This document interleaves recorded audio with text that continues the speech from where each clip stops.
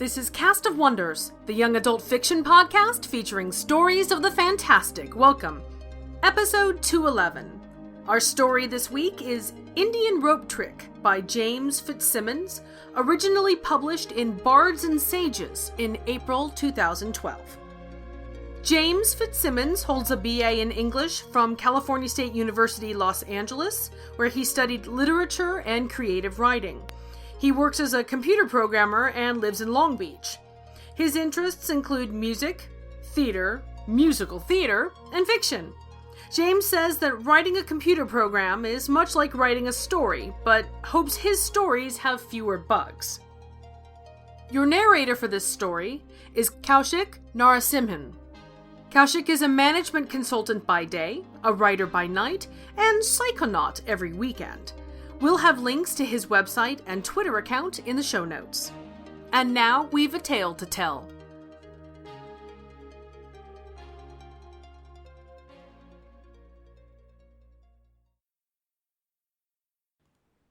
Indian Rope Trick by James Fitzsimmons.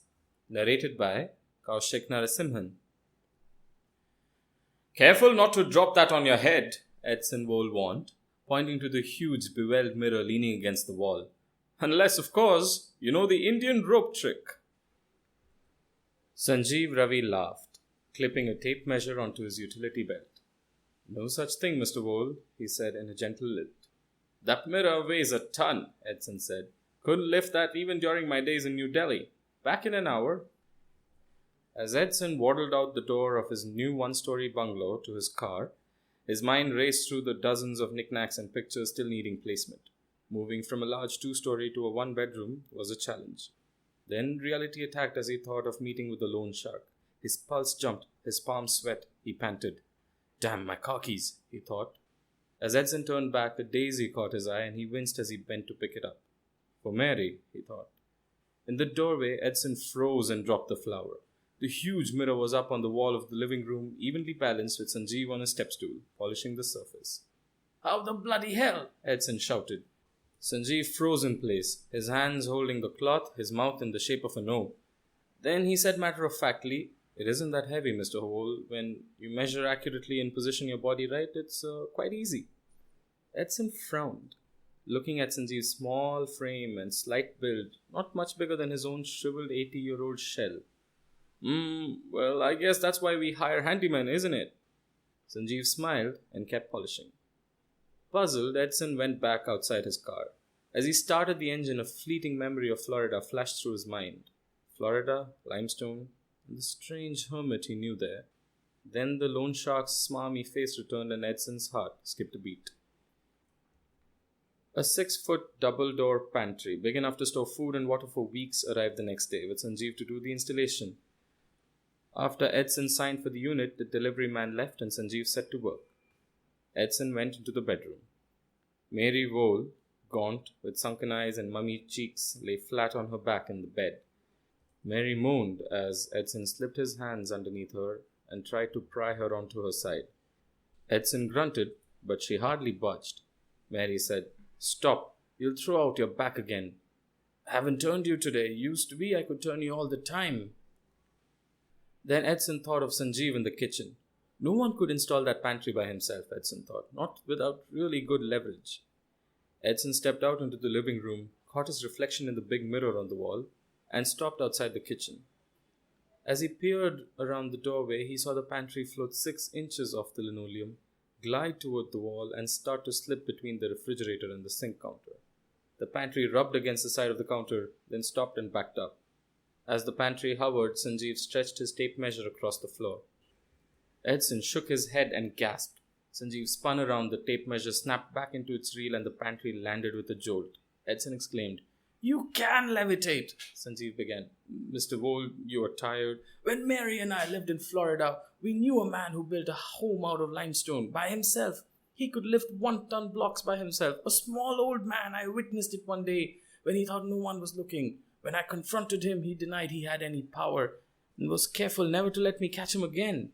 And he never told anyone how he did it." Sanjeev sighed. "The Coral Castle. I have heard of it." "Do you possess the power?" Sanjeev sized up Edson and admitted, It's a mental power some people have. I have a need. What need? My wife is bedridden. She needs to be turned several times a day, but I do not have the strength. A nurse comes once a day, but that is all we can afford. Caring for our grandson's brain cancer took all our money. We lost our home and moved into this bungalow. Can't your family help? The cancer killed our grandson and ruined our daughter's marriage. We never see her. You sound British, Mr. Wole. You said you were in New Delhi? Edson nodded. My first job was teaching there. I met my wife, an American, working in an orphanage attached to the school.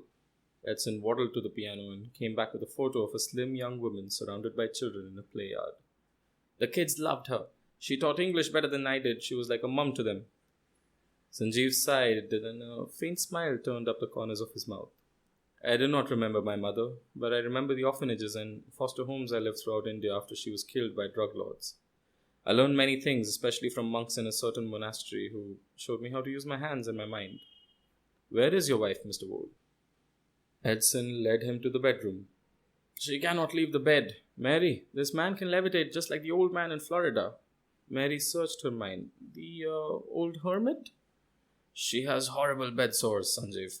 Sanjeev focused on her. In a moment, the old woman hovered over the bed and Edson turned her on her side. Then Sanjeev lowered her. Oh my, Mary exclaimed. Edson loosened Mary's gown from the back and Sanjeev winced at red blotches on her ankles, lower spine, elbows and shoulders.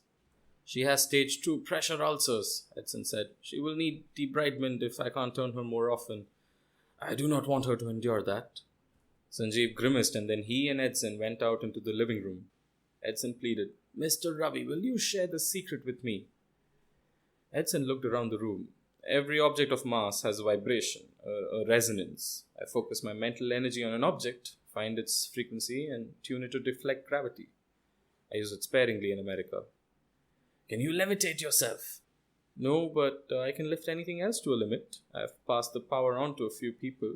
I would need to focus my mind on yours, transfer a small portion of mental energy, and with a little practice, you can levitate objects. If you are found out, there are those who would kill you and your wife to obtain the ability. Please, Mr. Ravi, my wife cries out from pain in the middle of the night. Neither of us has long to live. My wife is withering away. Hold still, Mr. Wole. Sanjeev focused his mind on Edson's. Sanjeev completed his installation of the pantry with Edson's levitating tools and materials to him. After a last admonishment, Sanjeev left and Edson visited Mary. No, Edson, Mary warned. Quiet, my wife. Edson levitated her and turned her. She sighed with euphoria as he set her down. Now watch, Mary. Leaving the bedroom door open so she could see, Edson planted himself on the sofa and lifted objects all about the living room. He set a heavy lead crystal vase on the mantel, Hummel figurines on the piano, china plates of Charles and Diana next to china plates of William and Kate on a shelf. He rearranged objects like chess pieces. Then he placed several pillows on the floor and practiced levitating the crystal vase over the pillows, dropping the vase 15 feet from the vaulted ceiling. When he was satisfied, Edson made a phone call. As he entered, Mary switched off the cordless phone she always kept next by her side. Edson said, At noon tomorrow, all our money problems will be solved. No, Edson. 12 sharp, the doorbell rang. Edson let in Wilson Pinky. Edson Wole, my favorite client, Pinky said, wearing a sharp 3-piece suit, his manicured fingertips clinging to the handle of an Attache case. He entered the living room. 10,000, Wole, like I told you on the phone. I don't have the money, Mr. Pinky, Edson said, curling up on the sofa. I couldn't get it. You couldn't get it? Pinky looked around the room and snarled. You should sell all that crap in here. Sell the piano, put your wife in county hospital. Where's all that cold cash you Jesus like to stash? Pinky stopped in the middle of the room, set his case down, and lit a cigarette. Edson wrinkled his forehead and focused on the crystal vase on the mantel. The vase rose and floated silently across the room, stopping directly over Pinky's head. Don't look at me like that, Wole, you squirmy little rodent. Pinky blew smoke rings. How are we going to solve our little problem? Maybe your wife needs some heat therapy. He pointed the cigarette at the bedroom door. Suddenly, the vase returned to its spot on the mantel and Pinky froze in place, the cigarette still glowing between his fingers. Edson's face twisted in confusion as Sanjeev Ravi entered from the kitchen. Sanjeev stood before Edson and crossed his arms. "Your wife called me at the hardware store yesterday." Edson looked up at Sanjeev sheepishly. "I needed cash for the down on this house." Sanjeev searched Pinky's pockets and pulled out a key. "Let's see what's in Mr. Pinky's briefcase." He laid the case on the carpet, opened the lid, and whistled at the bundles of cash. "Looks like you're not his only stock today." Sanjeev unbanded different denominations and counted out $10,000. "Do you have a large envelope?" Edson grabbed one from a desk in a corner of the room and Sanjeev stuffed in the bills. Then Sanjeev put the envelope back on the desk. "Now then," Sanjeev began. "Sanjeev," Edson interrupted, "do you also know suspended animation?" Sanjeev smiled. "I'm in this country because there are those in India who would control me. I live the most quiet, simple life I possibly can here. This is all I will tell you. Now give this man his money." Sanjeev went back into the kitchen and Pinky came back to life.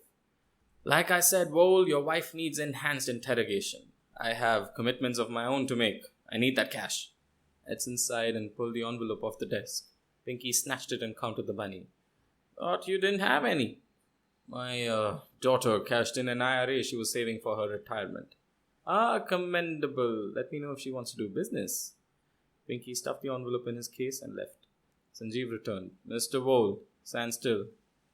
Sanjeev pursed his eyebrows and glared at Edson's forehead. Edson felt a tingle and knew his levitation ability was gone. "But my wife, Sanjeev." Sanjeev nodded. They went into the bedroom. "Pinky's gone," Edson said. "Thank God," Mary said. "And so is my power. Thank God. Can we turn her one last time, Sanjeev?" "Go ahead, Mr. Vole." "But she hasn't risen." "Turn her." Edson turned her from left to right to left, and back again. "Ah," Mary said. Sanjeev said, "I have levitated her 1/4 inch above the mattress. She should turn easily. We leave her like that for now. It will last quite a while and no one will notice. Call me if the frequency deflection decays and I will make a house call." Edson walked Sanjeev out to the front stoop. Sanjeev said, "Sorry, Mr. Vole, but not everyone can be trusted with the ability." Edson cast his eyes down and then looked up with a glint. "Are those Indian rope tricks for real then?" "You could make a mint in Vegas outdoing those fake magic acts." Sanjeev smiled. "How do you know they're fake?" Suddenly, a bunch of daisies, fresh dirt clinging to stems, floated in front of Edson. For Mrs. Vole.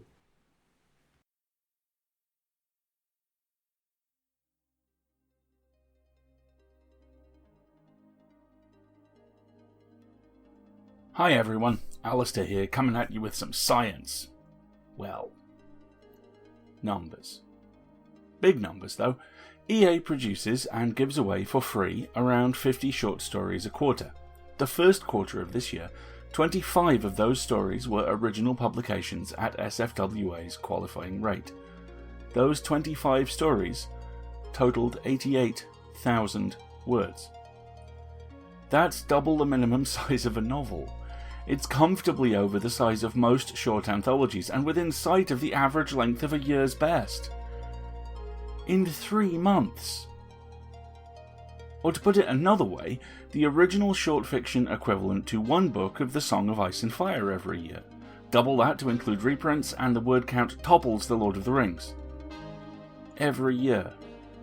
For free. That's amazing! And it's also not easy. EA is committed to paying its authors, and that's all down to you. If you already donate, thank you so much. If you don't, please, if you can, go to any of the sites and click on the PayPal donate button. You'll be able to choose between donate and subscribe, and at as little as $2 a month, subscription's a great deal and helps way more than you might think. We also accept Dwoller donations, and if neither of those methods work for you, let us know. And again, if you do donate, thanks. Cast of Wonders relies on your donations to pay our authors and to bring you the best in young adult audio fiction week after week. If you've enjoyed this story, please consider making a donation using the PayPal button available on our website. Every one-time, or better yet, a recurring monthly subscription makes a huge difference, and you have, as always, our heartfelt thanks. You can share your appreciation for this story by leaving us a review on iTunes, sharing the episode with your family and friends, or discussing it on the EA forum, forum.escapeartist.net. We're at Cast of Wonders on Twitter. Come and say hello. Cast of Wonders is a production of Escape Artists Incorporated and is brought to you by the creative team of assistant editors Danny Daly and Catherine Inskip, along with our entire Slush team. Audio producers Jeremy Carter and Ricky Lacoste, and I remain as always your humble editor and host, Marguerite Kenner. Our episodes are released under the Creative Commons Attribution, Non-Commercial, No Derivatives 4.0 International License. You can share the episode, but you can't change it or sell it. By the way, if you have questions about the Creative Commons and you'll be at Worldcon, make sure to check out the panel on it. You might see someone familiar. Our theme, Appeal to Heavens, is by Alexei Nov from MusicAlley.com. Thanks for listening.